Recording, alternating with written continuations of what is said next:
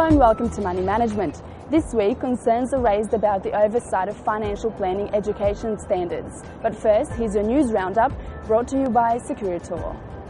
Financial Services Minister Chris Bowen indicated there will be a delay of a few years before the introduction of the opt-in requirements for advisor services, despite the majority of financial advice reforms being implemented from July 2012.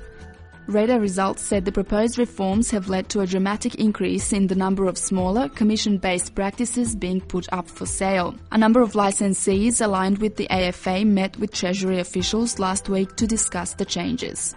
Matrix Planning Solutions Director Rob Patterson resigned from the FPA board, publicly airing concerns over the process used to employ incoming FPA chief Mark Rental. FPA Chair Julie Berry confirmed Rental had been offered the position by a three-person subcommittee prior to the rest of the board being notified. But Berry defended the process, saying it was agreed to by all board members at the outset. Deborah Koromilas quit her position as Senior Executive Leader for Financial Advisors at ASIC. The regulator will soon have the powers, via the Federal Police, to tap phones and intercept emails and text messages of people suspected of insider trading.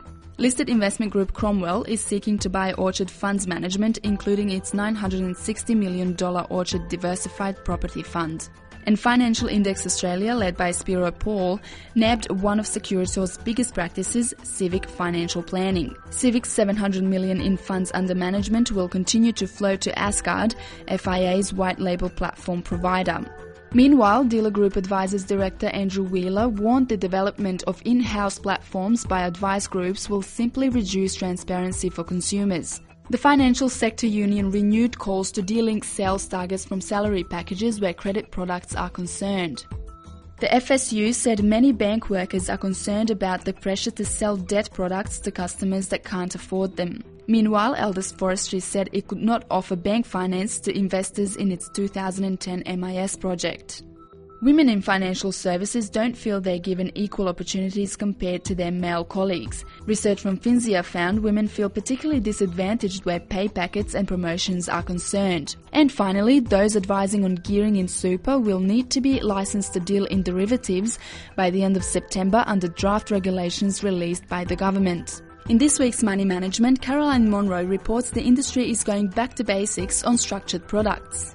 APRA admits it doesn't know the extent of the super industry's exposure to hedge funds. And in our top story, concerns have been raised over the insufficient oversight of financial planning education standards. I think the entry standard's about right. It's diploma standard, which is equivalent to 12 months at a TAFE or university. But I think the policing of the standard has left something to be desired, perhaps because it's a bit fragmented. The responsibilities are split between ASIC and the training regulators.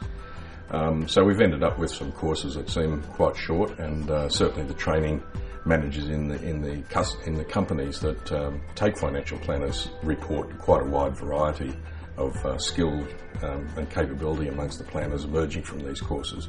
I personally think the answer is to have an external exam managed by ASIC, and that the RTOs should prepare people for that exam rather than assessing their own training. For more on those stories, see tomorrow's edition of Money Management. Thanks for being with us, and we'll see you again next week.